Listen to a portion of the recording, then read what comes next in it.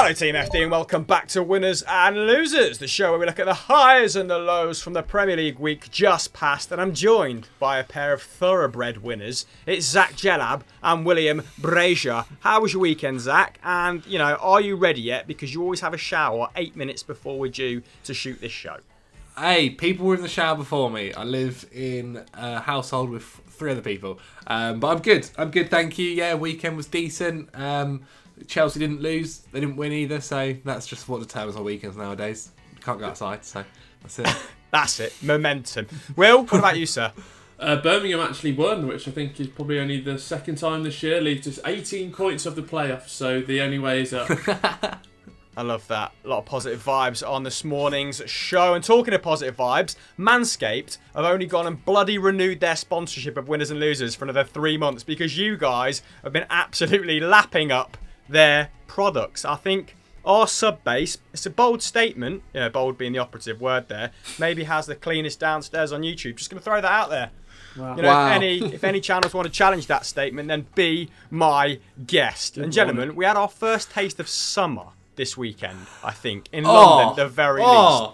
I mean, I went to the shop in Sliders. It was glorious. So it is time that we, you know, got our balls cleaned up for the occasion. And you can get 20% off Manscaped's stellar products and free shipping with the discount code FOOTBALLDAILY. Visit the link on screen or in the description below to take advantage of that. And like I said, you know, a million times before, not only are you supporting Manscaped, you're supporting this show, and we appreciate it very, very much.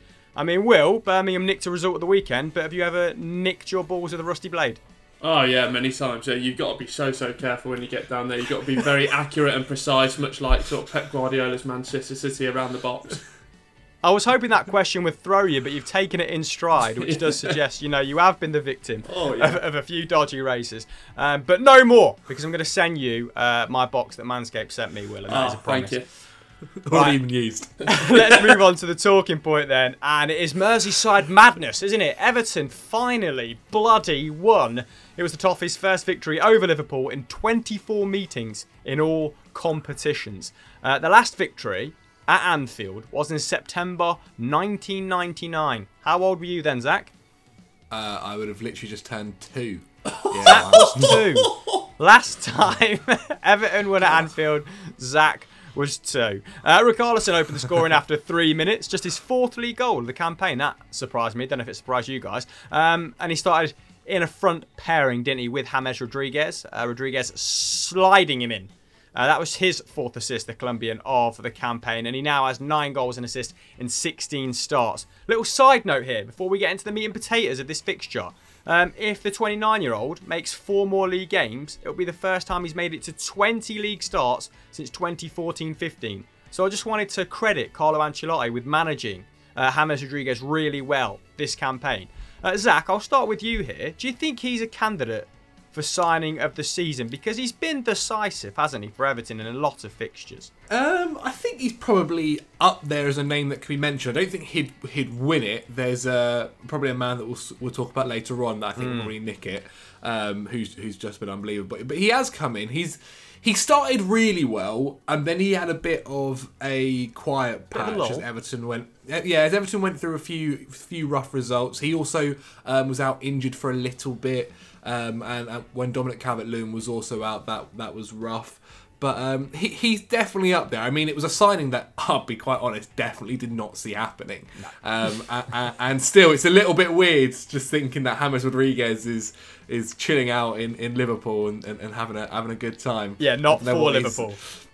yeah, exactly. But yeah, you know, I saw some stories saying that he was a bit homesick and all that just before the game, and he hadn't necessarily been playing to his best level of recent. And then, I mean, he stepped onto the pitch at Anfield and absolutely ran the show at times, especially for that first goal. The pass is delightful. So yeah, I think he could definitely be up there if he continues this form and maybe continues to get a few more assists and goals. Especially at the beginning, he was contributing in terms of goals quite well. Whereas recently that's maybe dropped off a little bit more. Maybe that's due to more so the midfield. He's having a bit more of a defensive role at times, especially with Alan having not featured too. So I definitely think he's up there. Don't think he quite wins it. because we'll probably talk about my number one in a minute or two. No, very diplomatic, I'd agree. Let's go like sort of top 5, top 10 territory. But there is an outside chance of him getting 20 goal contributions this season at this rate, because his non-penalty expected goals and assists is around 0.5 per 90. So if he starts another, 18 games, he will get there. And that'd be some return for someone whose fitness has been so questionable in the past. And only 4 players are actually more creative than him this season on a regular basis in terms of laying on opportunities for their teammates. Kevin De Bruyne, Bruno Fernandes, Jack Grealish and Riyad Mahrez. So in pretty good company, isn't he? Still elite in that regard. And it's a good job. It was a lovely pass as well for Richarlison's opener, as that was the Brazilians' only shot of the game. But it kept their noses out in front, didn't it? Until Gylfi Sigurdsson tucked away his penalty, his 4th of the season, and it made it a fairly comfortable result in the end. Will, on the subject of Sigurdsson's penalty, did you think it was a penalty or not? Because it looked harsh. Yeah, I think it was a penalty, 100%. I think many people were saying about the sort of head collision, but I thought that was a penalty even if it was accidental.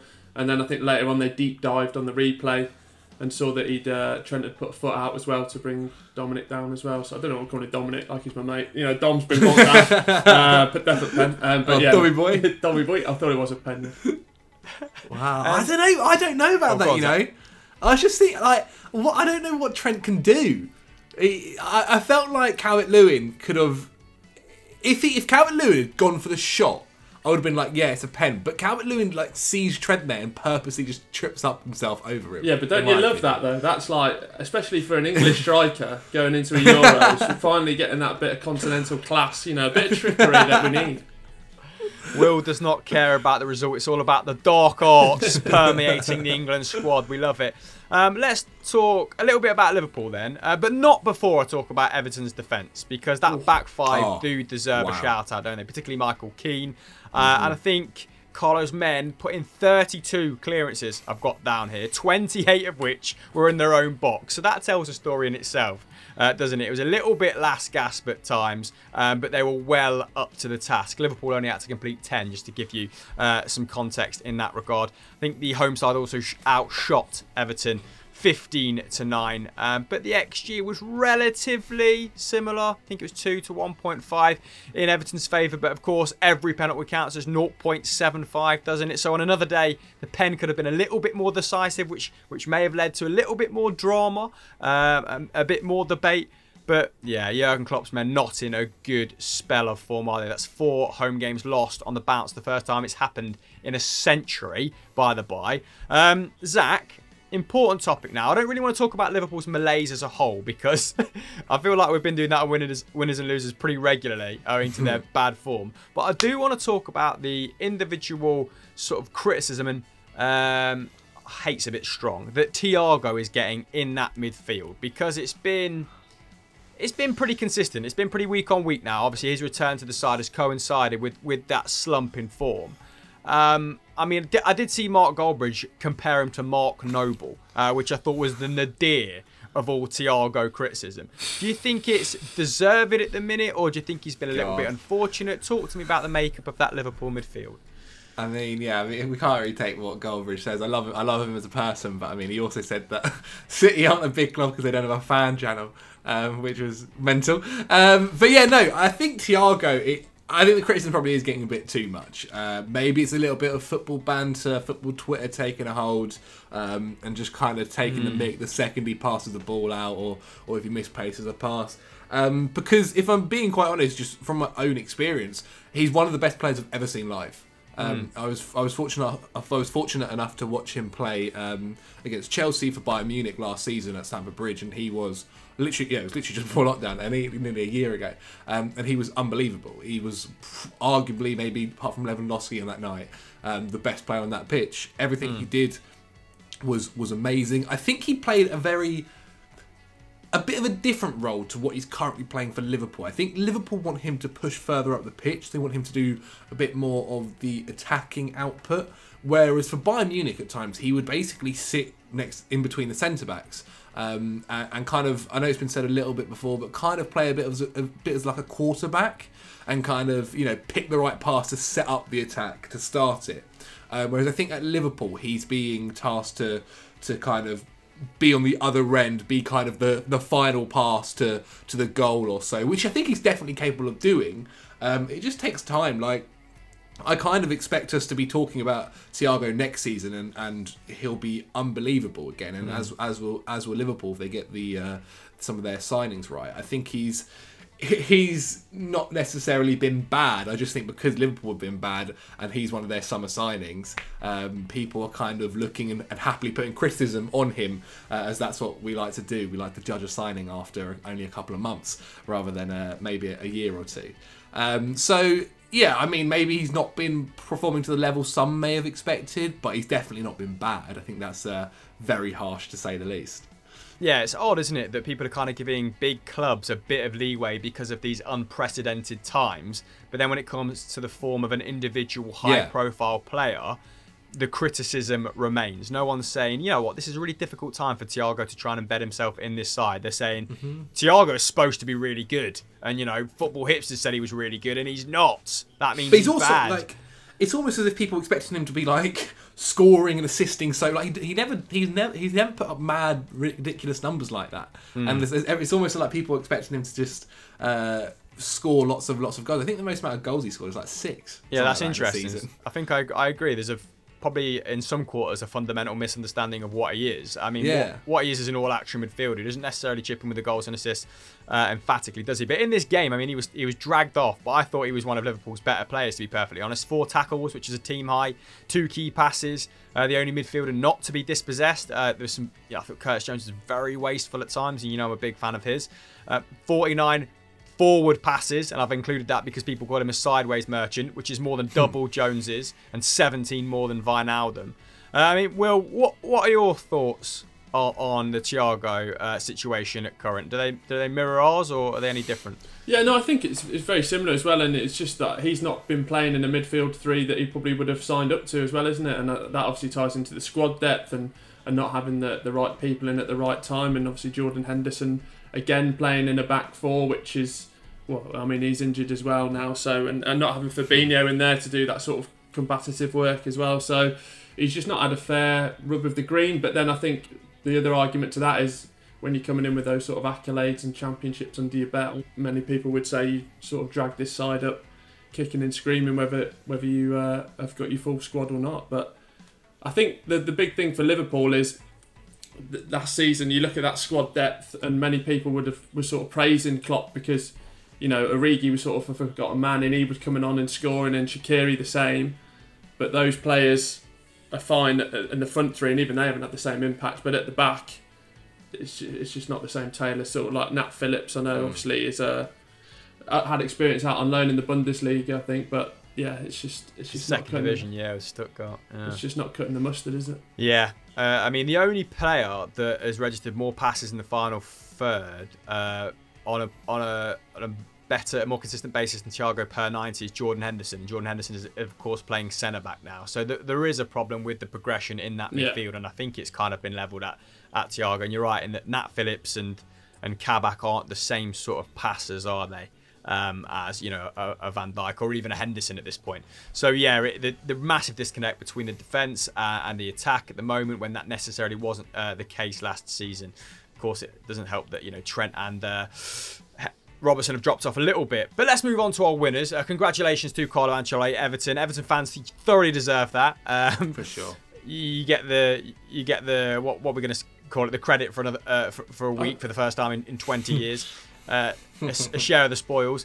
Let's move on to our winners then. But if you're not subscribed to Football Daily as of yet, and you've made it this far into the show, then, you know, we'd love you to stick around. So go ahead, hit that subscribe button and turn notifications on. This suggestion comes from one of our subscribers at Seth Ferner, and it's Ruben Diaz for this week's winner. And I thought, let's go player instead of team, a little bit more of an interesting angle. And, you know, a blistering 20 minutes from Man City was enough, wasn't it, to overcome Arsenal at the Emirates, taking City 10 points clear at the summit. Pep's men have now equalled their own record of 11 consecutive wins across all competitions, which is absolutely frightening. Meanwhile, Arsenal have lost 7 league games on the bounce against their sky blue opponents, leaving them in 10th place, 1 point above Wolves. But I thought Arsenal were okay second half. Let's not go too much into it. Zach, actually, I did have one thought. Arteta, I think, has gone from probably taking too much stick at the start of his tenure to none at all recently. It feels like that anyway. So I wanted to ask you, where is a fair place in the league rankings for this Arsenal side, in your opinion, before we get into Brahim chat? That is a good question. You said they're 10th at the moment. They're not really playing football that is tantalising and amazing to watch at times. As you said, they were definitely better in that second half against City, especially when it's only 1-0. Who knows? They maybe could have even nicked a point or so. It's weird because when I'm watching Arsenal at the moment, I think they have some really, really nice players, especially in that kind of midfield attacking area, in the likes of Smith Rowe and Saka, who this season have kind of taken to the next level. Especially, I mean, Smith Rowe, he wasn't even starting last season. So I don't know. I mean, they're definitely. I don't think they're going to be getting Europe at all this year. Maybe not even Europa. And to be honest, that might even be a good thing. That might be a good thing. And Chelsea have had seasons where they haven't gone to Europe, and the season when they're not, and they're just playing league football and domestic football, they seem to have a much better season. I think we even won the league one year. I'm not saying Arsenal are going to go do that, as they'd have to spend probably big in the summer. The other issue as well is players like Aubameyang have not gone to the level they were at last season. If Aubameyang was performing like the level he was last season, they'd probably maybe be within the race for top 4. So yeah, I think just about maybe outside the top, outside the European places. I'm not sure what that is anymore, especially with that third competition. Who knows? Maybe they end up playing in that third competition in Europe. The Europa Conference. Celtic finally found their level. Yeah, Jesus. Get in. So maybe that, but yeah, I don't think it's been necessarily the worst of seasons as what it looked like at the beginning. However, it's definitely a season which they'll look to build upon, per se, and you know, what happens in the summer for them is going to be very interesting, especially with obviously Aubameyang getting older, Lacazette getting older, and Aubameyang now earning £300,000 a week to not score any goals. Of course, much more palatable now. They've got rid of a lot of high earners in January. Yeah, for sure. And I do agree with what you said. I think, you know, European football probably beyond them, which is what, 5th and 6th place. Obviously, depending on who wins the various cups. And Everton are currently in 7th. So 8th place might be palatable this season for Arsenal fans if they see progression with that young squad, right? If Smith Rowe continues to play well, if Ødegaard maybe does enough to earn a permanent move. Yeah, like you said, Saka, Tierney, probably need another centre-half, don't they? But that is a topic for a different time. Let's move on to Brahim Diaz, because I've been queuing this up for quite some time. £61 million, Will, massive price tag, but has he been signing of the season for you? Yeah, I think so, because there was an area that they needed to fix, and he brought him in, and he's hit the ground running. I think much like Laporte when he came in as well, it sort of had that impact on that back four. And I mean, we speak about Liverpool and moving all the players around. I think just to have Fernandinho back in that sort of central defensive midfielder role, and you know, has sort of kept that squad and that team going in the right direction, and especially the run of form that they're on. I think having Fernandinho or sort of Rodri playing that CDM role just keeps everything ticking so nicely, and that's down to testament of buying the right players at the right time. Stones, I mean, it's great to see, isn't it? Just him coming back into form at the right time. And then even if Diaz and Stones got injured, you still have Ake and Laporte coming in. So the squad depth's amazing. I think there's another conversation to be had about the money spent, but that will be a different conversation for a different day, my friend. Yeah, I think it's £450 million on defenders, isn't it?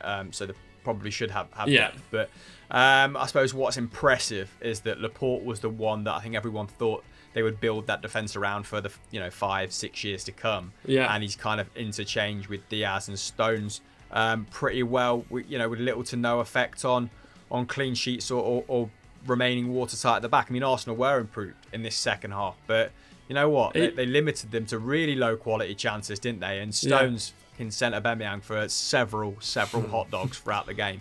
Even Diaz on the ball as well. I think he was the one that put that raking pass out to Mahrez after like 10 minutes in. How many times did he get the ball at the back and just decided, I'm going to go for a mazy run, and ended up nearly in the striker's position and just not knowing where to pass? I must love Chris Mate. Wilder, Sheffield United. I think that's what he's about. I was on FBref this morning, lads, looking for some tasty numbers, and it's ridiculous. Ruben Diaz's long, like 30 yards plus is regarded as a long pass, right? And he completes 85% of the passes at that distance that he attempts, and he attempts double John Stones' amount. So it's ridiculous, the weapon that he has distribution-wise in that back line. It is kind of reminiscent of Van Dijk, right? And that's he was great at that massive switch of play, wasn't he? Out to kind of either fullback, and that is, what Diaz brings to this team. Maybe they're a little bit higher up the pitch, so like you said, Zach, it's going to Mahrez rather than like a marauding Cancelo. But yeah, really, really good player, and I think it's going to take a hell of an effort from someone else to kind of wrestle an individual accolade out of his hands come the end of the season if City carry on like this. Let's move on to our losers then, and this comes from the Journeymen 17, and it is Tottenham. And I think this is probably the second time in 3 weeks they've appeared in our losers section, but their form is absolutely stinking, isn't it? 5 league defeats in their last 6 games. They're now down in 9th after that 2-1 loss to West Ham at the London Stadium. And ironically, our very own Danny Pape on his podcast and in the FD WhatsApp group was calling this one of the better performances of their season. So things have gone south very quickly. And I think I'm going to leave a description link to his podcast in the description below if you want to check that out, Spurs fans, because I want to avoid talking about them at length. But Zach, what I do think a lot of people are sort of ignoring is the fact they are still in Europe and they are going to coast to the last 16 of the Europa League. A lot of people talk about that League Cup final as a sort of Hail Mary, right, in order to save their season. But if they were to win the Europa League, because this is quite reminiscent of Jose's United, isn't it? 16-17 League Cup, Europa League still on, flailing in the league a little bit, but about 15 points behind City, wasn't it? It's greatest achievement. If they do win the Europa League, is that a successful season? Because then that Champions League football is a more credible trophy than the League Cup. What do you think? I think, I think it would be, in terms of an overarching view of the season, definitely probably successful, considering they've not won a trophy in how long, and then if we're being honest, it doesn't look like they're going to get top 4 football, so to get the Champions League that way is really good for the next season, especially if maybe they're looking to try and entice some players to come join Spurs in the summer. Who knows? I don't know whether, I doubt it, but maybe they'll try and sort a deal again for Bale in the summer, who actually was pretty good in the second half. It was his first game I actually thought he was half decent for Spurs, and he was unlucky maybe to hit the crossbar with an absolute peach of a volley. Rasper. But yeah, I think that. Maybe when you just look over the top of it, you say, yeah, that's successful. But then if you maybe give it context and look into it, you'd be like, okay, they've kind of got away with one here. Just because to get Champions League football after a season that they've had is rough. The other thing as well is the Europa League's still got some big players in there, and they'd have to fight hard for it. I think Jose would have to basically prioritise that over anything else, which I think he should start doing. They're playing, as you said, Wolfsburg at the moment. They're winning 4-1, or is it a little bit less than that? Yeah, Wolfsburg, but not even the real Wolfsburg, the fake. Yeah, exactly. So definitely, it would be considered a success for sure. But I mean, looking at the wider details of it, it's definitely probably a bit of a worry as well. Yeah. I mean, you would back Jose in these sort of two-legged affairs. His attritional football can still be very effective in this regard, but, maybe not so much in the league when teams have to be a bit more proactive, because everyone's just bloody good now, aren't they, in the Premier League? Right down to like 15th, 16th place. Literally.